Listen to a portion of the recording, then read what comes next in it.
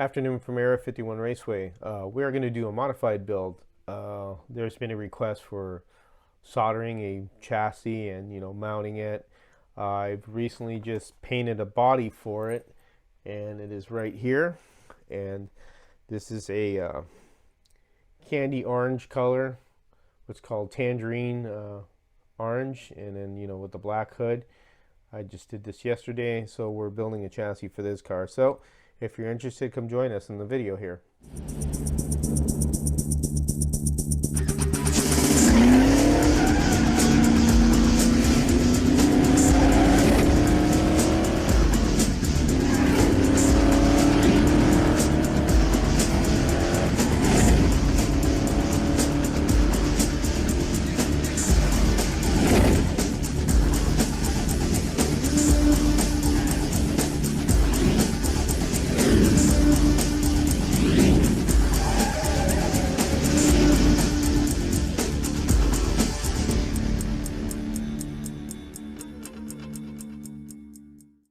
So, good afternoon from Area 51 Raceway.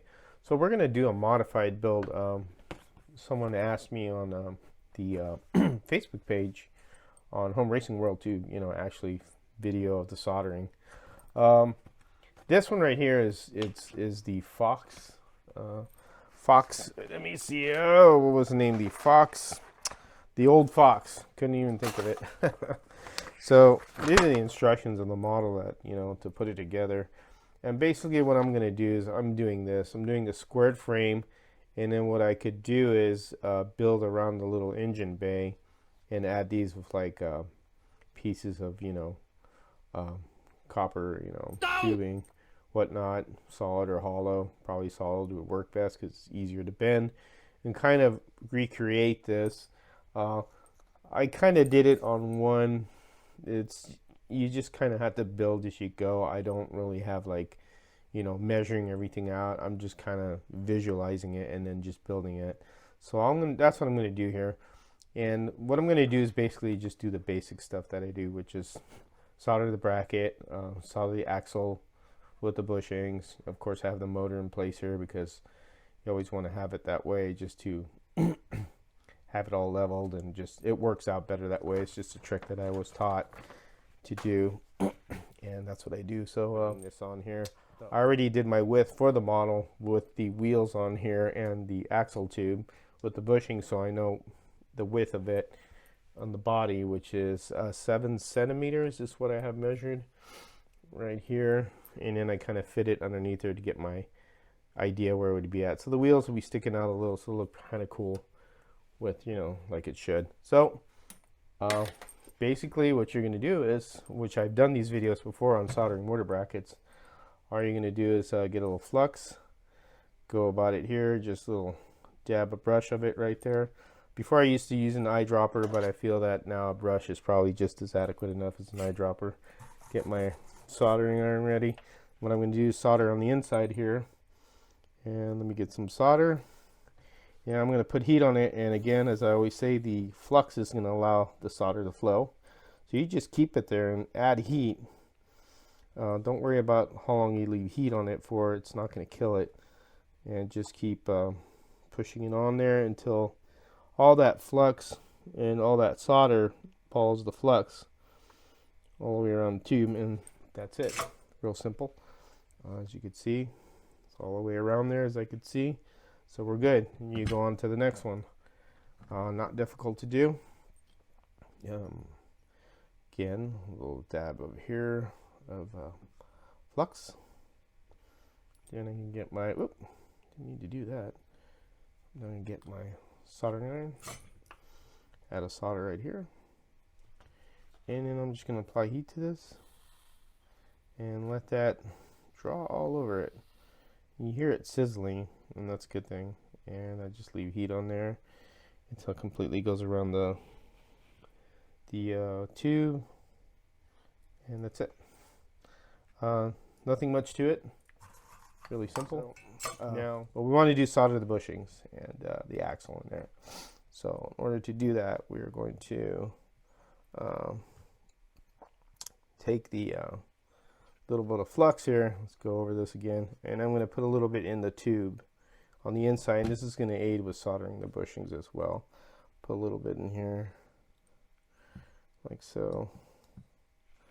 And I'm going to get some this here, and we're going to put some inside the tube. Just a little bit, enough to coat it.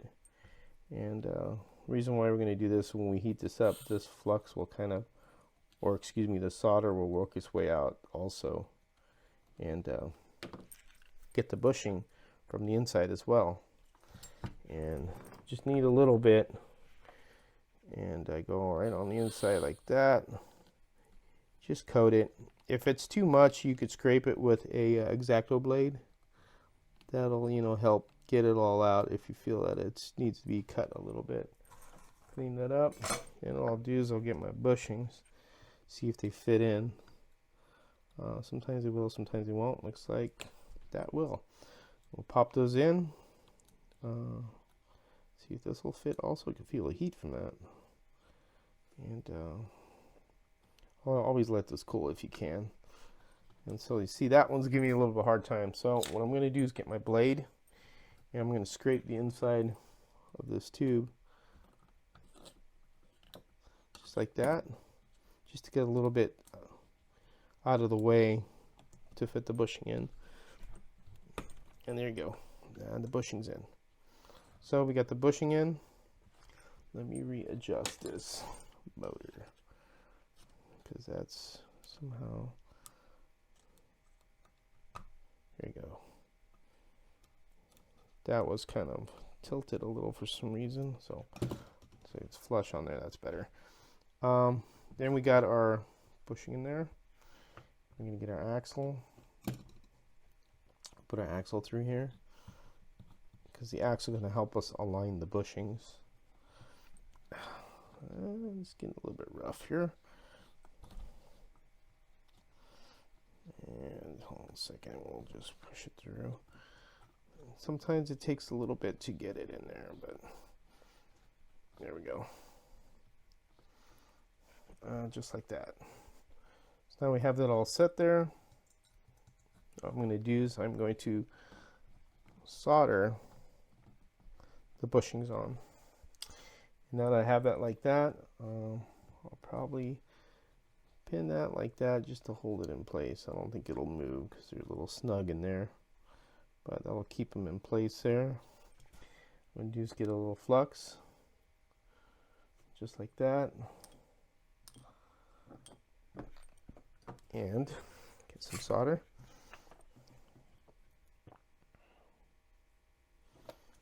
And I hope you can see that. Sometimes I'll do this to hold it on just in case it moves, but then I'll put heat on it. And I'm going to let the solder flow all the way around the bushing. Just got to keep heat on it.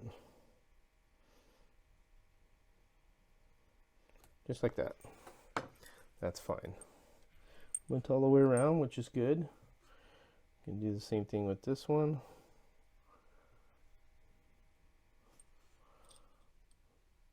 And a little solder again. Do that. Let it sizzle, sizzle, sizzle. Sizzle, sizzle, sizzle.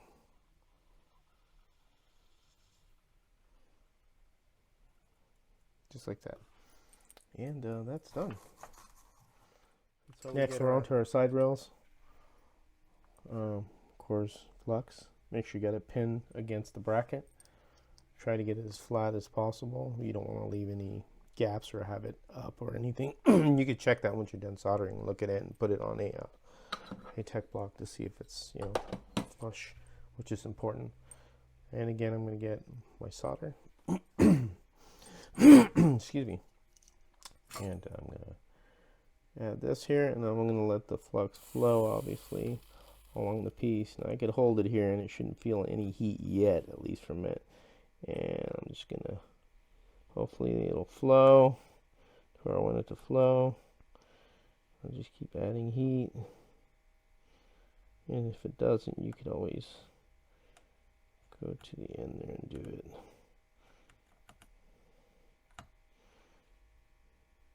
There it goes, flow into the back as I can see it. So as I keep adding heat, it will eventually get there. And there's that bracket right there, or excuse me, that side rail. And as you can see, it's, oh, get off camera, flowed to the back there. And then we'll do the opposite side. Get again our rail. Always remember to clean the brass too. Use a Scotch-Brite. Clean brass is happy brass. It just makes it, you know, solder a lot easier. If you put dirty brass, you're really gonna have a hard time with that. We'll get this right here. Of course, you wanna line these up, put pins up here. You don't want this to be moving around back and forth. Make sure it's up against the bracket. And we got plenty of, how would you say, where we need to go. Alright, I think we are in good shape right there. And again, I will get my flux right there. Should plenty right here. Let's see, get closer here. Like so. This piece is a little bit different. So it's got a little bow to it, but we'll be okay. I'll just hold that down, make sure the bracket's down, and then obviously just put heat to it.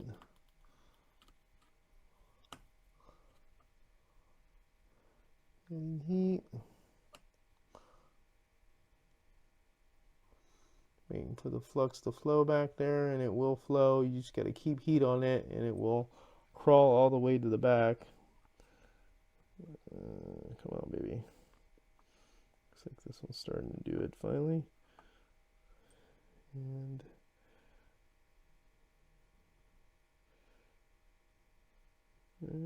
looks like it did.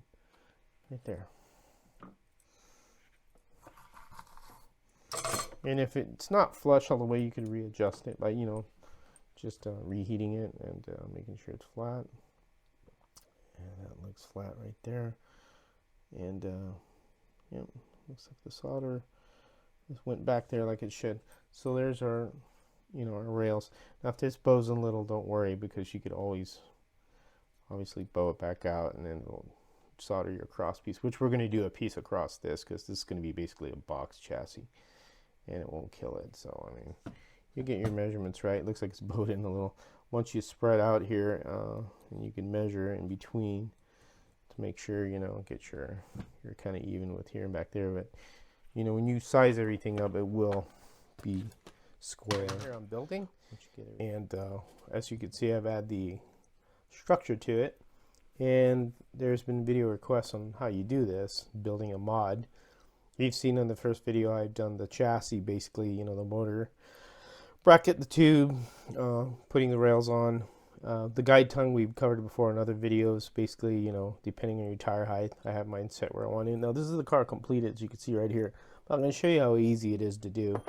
So how I did this was I had the rails, and then what I did was I cut a section of this and soldered that on top and worked off this part right here.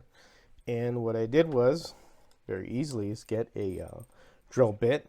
This is a 16th, because that's the size of this brass tube, or this brass rod. And this brass rod is, give me a moment because I wasn't prepared. This brass rod is 8162. It's very easy to bend and, you know, manipulate. If you got a pair of good pliers right here, like that, to bend stuff. And all you're gonna do is, where you're gonna put it is what I usually do is okay. So what I do is I get where I'm going to drill my hole, and then I just, you know, wherever you're drilling it at, and you just basically are using a pin vise and drilling this, and just making your hole. It doesn't take much. I wouldn't use a hand drill or anything electric. It's not necessary. Use your hand. This will be good enough. It's, you know, necessary to use anything you know, power drill wise, and it will break through eventually. Just got to keep working it, and just like that, it's right through, and there's your hole. Real easy. And then what I do, whatever I'm making, just like this, I put my piece of brass rod, and you got to work this a little. So just kind of work it a little. It takes a little bit of doing, and it'll go through like that. And see, that's what I do. And then I solder. And then whatever I cut the sides, just like I've done with this, I just connect them as I'm building this around the car. And it's really not that hard. A lot of people find these cars intimidating. They're not. They just take more time. As you can see, I made my bumper, and I made my Nerf bars around here as well, and all like that. So I mean, it's not that hard to do. You see where I stack that brass right there. And this is 8152, and you know, this right here is 8262. And some materials I use. Now, I don't have a set way of doing these. Every car is different. What I really do is go by the model that I get. Now, the old Fox has this part right here, and I kind of imitated this section right here, kind of, as you could see. I didn't go all the way around, obviously, because I used that piece right there, but you could see where I kind of made my, made it different here. I made it the other way instead of this way. But I mean, you could do any design you want. I'm going to leave this alone because there's no reason for me, because I have the body. I do have to make body pads, though, to mount the body. And I've already set my, like I said, my guide height and everything. And, pretty much all set to go, to be honest, as far as this right here. Like I said, the body pads and stuff. And really what I go by also is the instruction this thing came with. And this kind of gives you an idea of what to do. You see how I made that one like that? That's kind of just imitate it, or get the piece of plastic that's in there and just look at it and just copy it. That's all I'm doing. I'm not doing anything complicated or anything, elaborate. Now, when I get my body mounted, and go back here, when I get my body mounted, I'm pretty much going to, make my pads, and that's what it looks like. And obviously I'm going to raise this up. Now, as far as placing the engine, you can make a pad for the engine. I preferably, and which I've done on my very first one, is, as you can see, this is the engine all completed. I usually, what I'll do is I'll mount it here and glue it and put UV glue it first, and then put some epoxy on here and really glue the crap out of this against this firewall. And it makes it easier for me, so if I want to take the car out, in and out, this shouldn't be in the way. You could just take it out with the body, and I'll do something like that. As far as the exhaust part, I may leave it like that, or I may run something underneath. It all depends. Probably not, I don't know. Or maybe run something out this way, because there's cutouts for it. And then what you could do also is make your Nerf bars, for the outside as well. If you wanted to drill holes, which I may do with this one, drill holes here and come out like this, and drill holes right here, and have a Nerf bar right here to give it, that more of a scale look of, of a modified car. But that's, basically it. It's nothing difficult to do. I don't, I just kind of go with the flow, and I suggest you do the same also. Doing this stuff is very simple. It just takes time. You can take time to angle everything. Take your time in soldering. Hold it together. You can hold the rod and solder, as long as you don't hold it on there too long. Hold it along than 40 seconds, and obviously the heat's going to transmit through the rod, and you're going to burn your fingers. But either way, it's not, again, very difficult to do. It's a very simple, easy thing to me to accomplish, and I think anybody could do it. So, but again, like I said, you just take your time and do your stuff, and use some good materials. Always Stock Car Corner has everything you really need for the scratch builder. They really cater to us. So, but that's it from Area 51 Raceway. This is